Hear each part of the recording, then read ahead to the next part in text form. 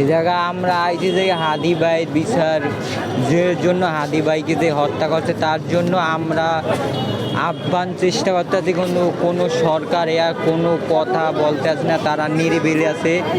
হাদি ভাইয়ের খুনি শুনি আমরা যে ভারতে আছে, ভারত থেকে আনুক, না হলে আমরা ভারতের সাথে যুদ্ধ করতে চাই। হাদি ভাইয়ের খুনিরে আমরা ওই জায়গা ফাঁসি দিতে চাই। এই শাহবাগ মোড়ে হাদির চক্করতে আমরা ফাঁসি দিতে চাই। আর বাংলাদেশের সেনাবাহিনী সব কম, এগুলো বাড়ান লাগবো। ভারতটা আমাদের খুব ঠাসতে আছে, এগুলো জনগণের বোঝা লাগবো, না হলে বাংলাদেশকে শেষ করে দেবে। কাশ্মীরে খুব মুসলমানকে অত্যাচার করতে আছে ওরা। সুমন্ত কুমার দাস কয় 6 ঘন্টার ভিতরে বাংলাদেশ দখল করবে।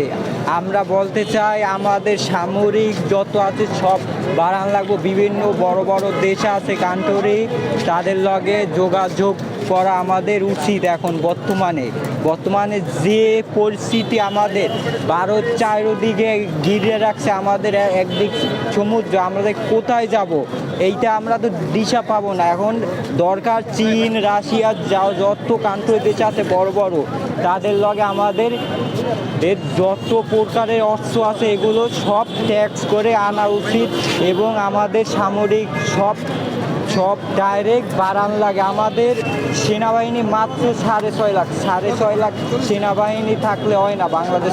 বাংলাদেশের সেনাবাহিনী নিম্নে 8 লক্ষ লাগে, সে জায়গায় এত কম। আমি কমপক্ষে কইলাম 8 লক্ষ, না হলেও নিম্নে 10 থেকে 11 লক্ষ লাগে।